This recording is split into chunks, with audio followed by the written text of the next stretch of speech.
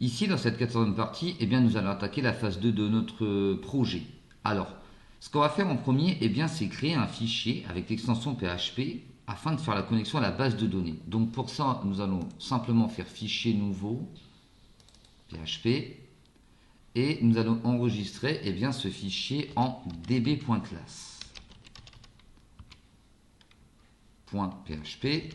Alors moi j'avais dit db.class. Voilà.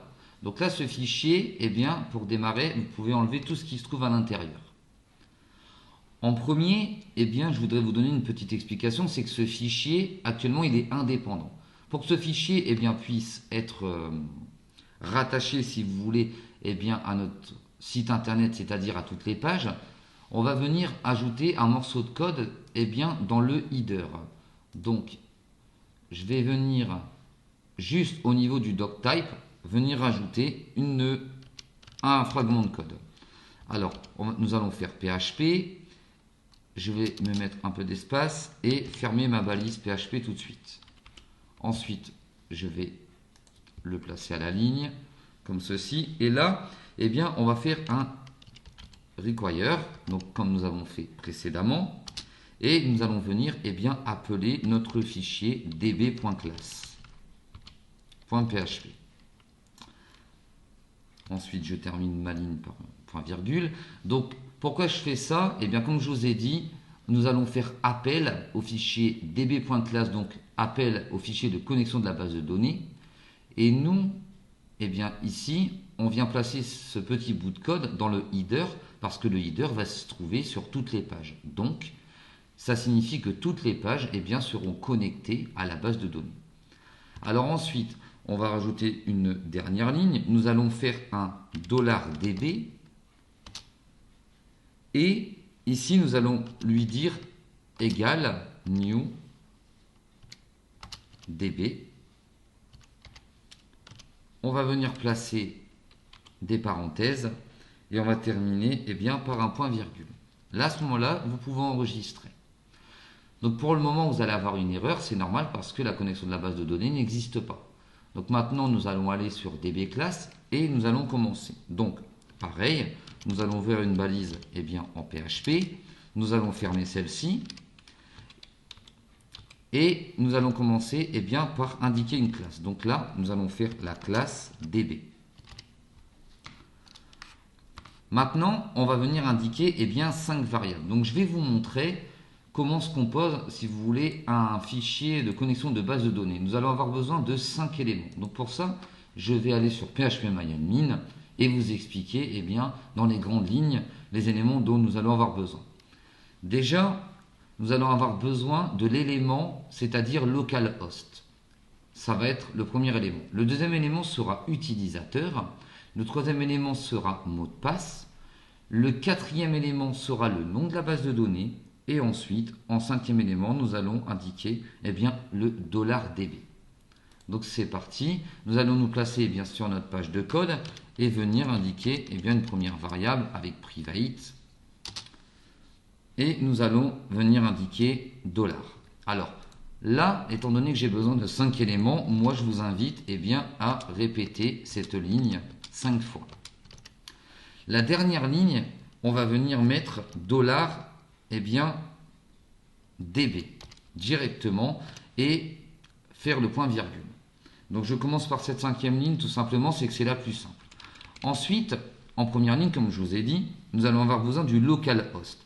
Alors là, les 4 noms de variables, vous pouvez choisir les noms de variables que vous souhaitez. Ça n'a pas d'impact. Par contre, il va falloir toujours respecter, aller reprendre au fur et à mesure de notre code. Donc moi, pour le localhost, je vais choisir host. Ensuite, je vais dire égal et entre apostrophes, je vais noter localhost.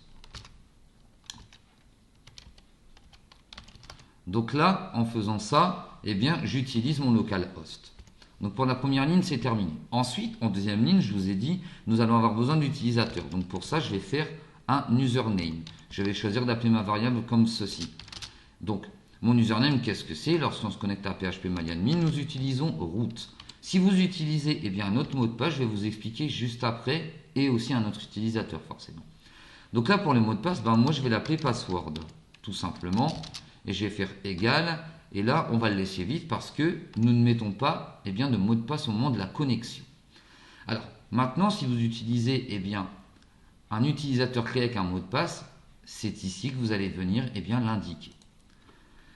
Quatrième élément dont nous allons avoir besoin, c'est le database, que moi je choisis d'appeler comme ça, en fait qui sous-entend et même qui est le nom de votre base de données. Donc nous, notre base de données s'appelle Chopelalia. Comme ceci. Donc là, à partir de ce moment, la première étape est terminée. Ensuite, vous allez devoir mettre en place une fonction construct. Donc pour ça, vous tapez public fonction.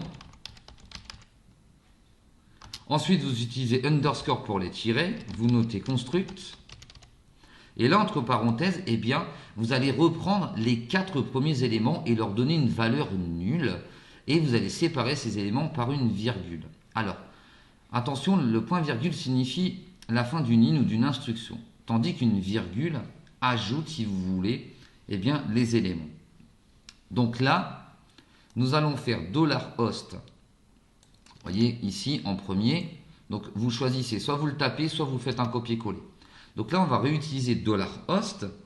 Et là, on va lui dire, il est égal à nul. Donc nous allons voir après pourquoi je fais ça. Ensuite, de la même manière, vous allez reprendre le username et lui indiquer une valeur nulle. À chaque fois, nous allons séparer par une virgule. Ensuite, nous allons faire le password.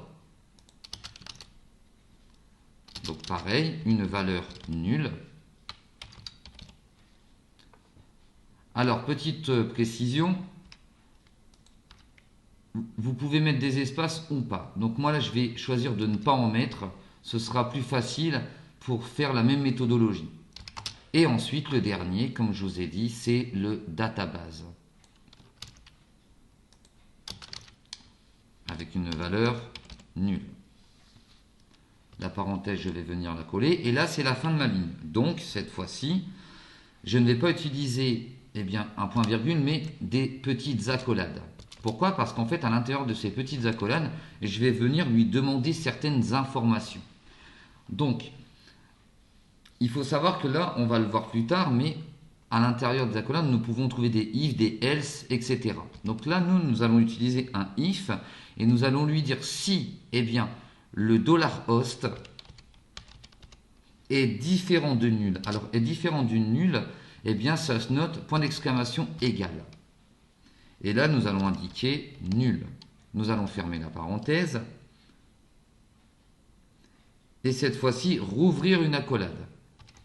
À l'intérieur de ces accolades-ci, nous allons venir indiquer, si vous voulez, quelques petits éléments. Donc, dans ces accolades, une nouvelle fois, nous allons réutiliser les 4 premières variables. D'accord? Donc, c'est-à-dire host, username, password, database.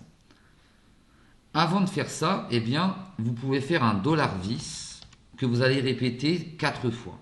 Ensuite, vous pouvez utiliser donc le moins et mettre inférieur afin de faire une flèche. Donc là, à ce moment-là, vous pouvez venir le répéter 4 fois. Enfin, au total 3 fois. Ensuite, après les vis, vous allez répéter les 4 variables sans mettre le $, parce que le $, si vous voulez, il est parti dans le $vis. Donc à ce moment-là, vous allez faire vis host, vis username, ensuite vis password, et enfin le database. Ensuite, tous ces éléments, vous allez tout simplement leur dire qu'ils sont égaux au nom de la variable. Donc, pour le premier, c'est pas bien compliqué. Le host aurait été égal au $host. À ce moment-là, vous pouvez terminer votre ligne par un point virgule. Donc là, nous allons faire l'username. Pareil, avec le point virgule, le password,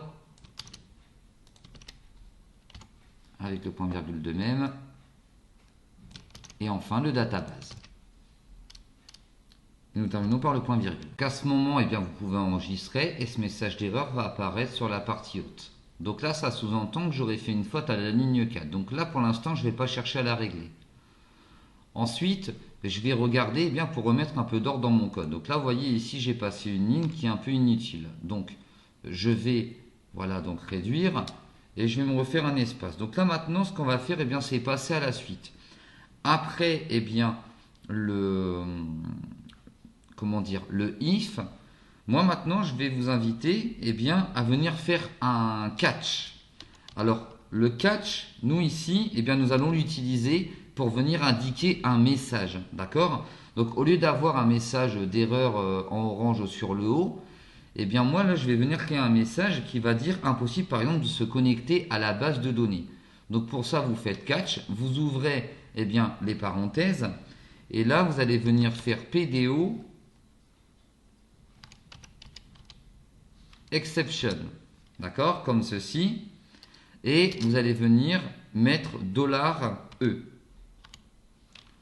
Ensuite, vous allez nous remettre une nouvelle fois des accolades, et à l'intérieur de ce catch, eh bien, on va lui dire 10 mois. Alors 10 mois, on peut le sous-entendre avec die, d'accord, donc die, et là, on va mettre des petites accolades, et là, on va lui dire le message à nous afficher. Donc là, par exemple, impossible de se connecter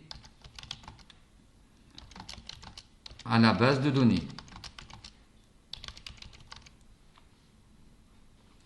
Ensuite, vous vérifiez que tout se situe bien entre apostrophes et à la fin de votre ligne, eh bien, vous placez un point virgule.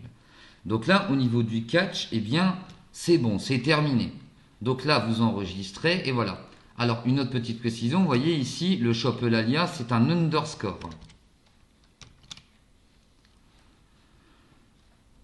Alors, après avoir fait le catch, eh bien, vous pouvez remettre un peu d'espace. Et là, maintenant, eh bien, nous allons venir ajouter eh bien, une autre condition qui est try. Alors, try, vous le placez, vous ouvrez les accolades. Et là, si vous voulez, ici à l'intérieur, eh bien, on va venir rappeler eh bien, des éléments de notre liste des 5 éléments de départ. Et par contre, cette fois-ci, eh bien, nous allons utiliser le DB. Vous voyez, parce que depuis le départ, nous n'en avons utilisé que 4, mais jamais le 5e. Donc, eh bien, pour commencer, ça va être relativement simple. Vous allez faire le vis DB. Alors, comme ça. Donc, vis DB. Ensuite, vous allez faire égal new PDO. Entre parenthèses, et bien maintenant, on va venir lui indiquer une série d'instructions qui sont propres, et bien si vous voulez, à la connexion de base de données.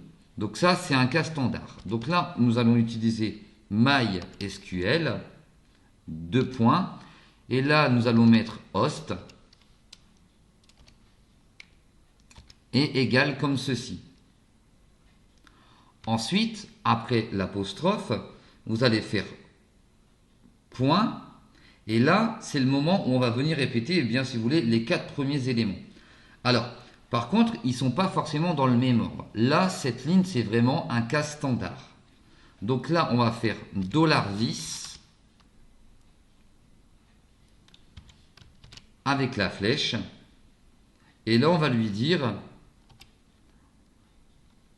dbname égale, voilà.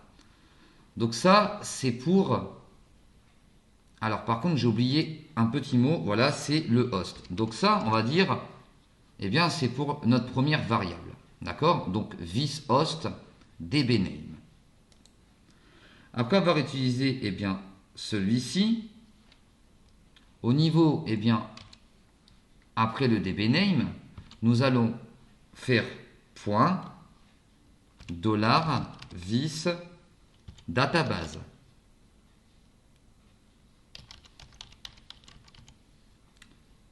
Virgule.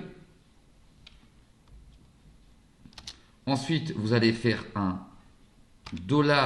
$vis username.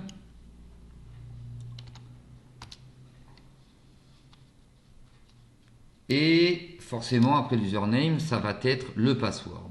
Donc, $vis password. Donc là, virgule. Et là, cette fois-ci, eh bien, on va utiliser un array qui est utilisé normalement, enfin, c'est pour des tables. Donc là, je vais quand même enregistrer cette petite partie. Donc là, à ce niveau-là, eh bien, c'est pas mal, ça avance bien. Nous avons presque terminé. À la ligne suivante, eh bien, vous allez venir vous aligner en dessous de PDO, que vous allez répéter, eh bien, 2 fois. Et donc le premier, donc qui se situe ici, vous allez venir placer 2 fois 2 points comme là, et vous allez noter MySQL. Et là, on va venir initier la commande. Ensuite, vous allez faire un $ supérieur pour faire une flèche dans ce style. Et ici, eh bien, nous allons indiquer setName UTF-8. Alors, moi ici, j'ai choisi de mettre l'autre PDO à la ligne. D'accord? Donc, ça ne signifie pas que vous êtes obligé, eh bien, si vous voulez, de faire pareil. Moi, je préfère. Donc, dans ce cas-là, ça va être séparé par une virgule. D'accord? Vous considérez que le PDO, normalement, sera la suite. Donc, si moi je vous indique ça, ça veut dire qu'aussi, je vais avoir un autre petit problème. C'est que ici, cette parenthèse, eh bien, en réalité, celle-ci, elle va se terminer, eh bien, plus loin. Donc là, pour l'instant, on va faire ça. On va venir placer cette parenthèse ici. Forcément, elle va se mettre en rouge. Donc, je vais enlever celle-ci. Par contre, je dois en ouvrir une autre qui, en fait, va sous-entendre que ça va prendre tout ce qui est les PDO aux lignes suivantes. Donc ça veut dire que la parenthèse, je vais venir la replacer, eh bien, ici. Ensuite, il ne faudra pas oublier de dire qu'à la fin, nous aurons une fin d'instruction. Donc nous terminerons par un point virgule. Donc là, pour le moment, c'est bon. Donc là, nous allons continuer notre deuxième ligne. Ensuite, ici, eh bien, nous allons faire donc PDO, ATTR. Et là, en fait, nous devons indiquer erreur mode. Alors, erreur mode, comme ceci. Et là, de la même manière, nous allons faire un égal avec le symbole supérieur. Et cette fois-ci, eh bien, nous allons venir indiquer PDO. 2 points. Et là, nous allons refaire erreur mode warning. Alors, est-ce que je le possède dans ma liste? Oui. Erreur mode warning. Donc là, je vais venir enregistrer. Ensuite, qu'est-ce que je peux ajouter de plus? Donc là, j'ai une passation de ligne inutile. Ici, mon crochet pour le try vient de se terminer. Et donc là, je vais réduire, voilà, afin de remettre un peu plus en forme. Arrivé à ce stade, eh bien, en soi, nous avons terminé. Par contre, vous voyez sur le haut, eh bien, ça vient de m'indiquer, ça continue de m'indiquer que j'ai une erreur à la ligne 4.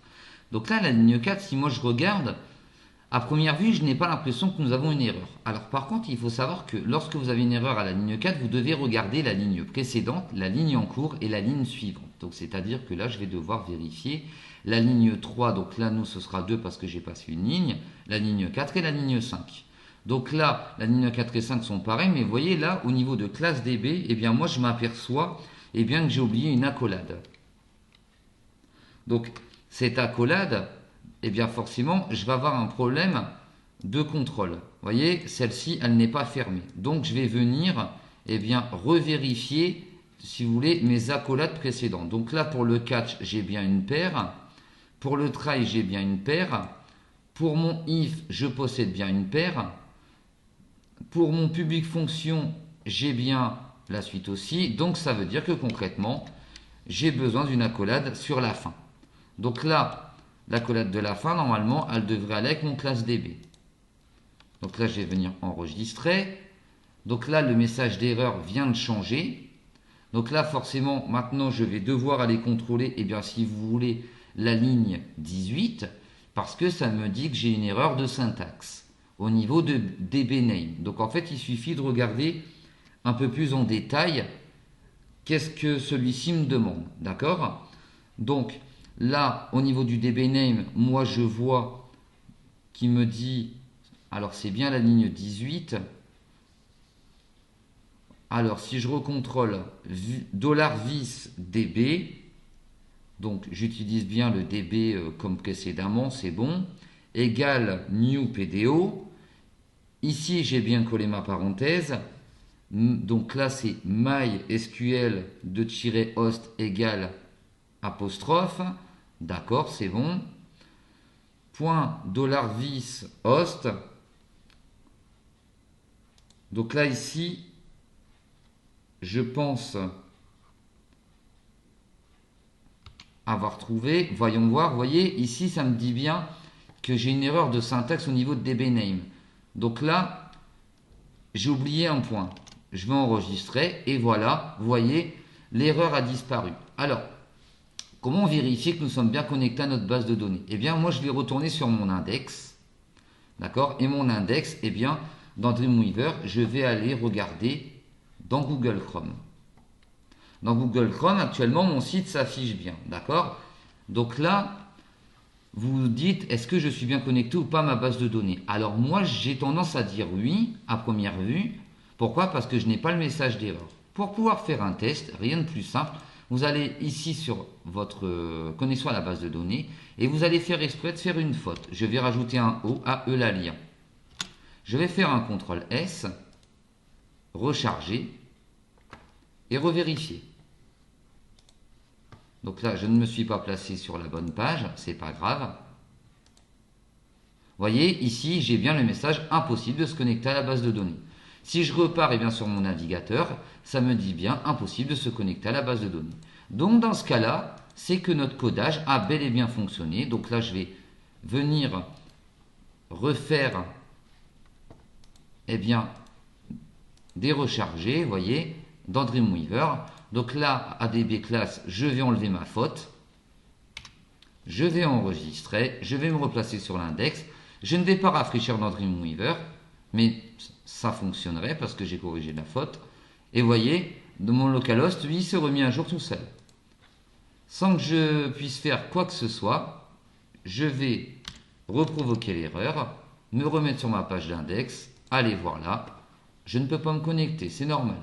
Donc, c'est terminé pour la connexion de la base de données. J'espère que ça a été clair. Donc, dans la suite, nous allons voir comment un peu compléter notre base de données et tendre à faire nos premiers selects.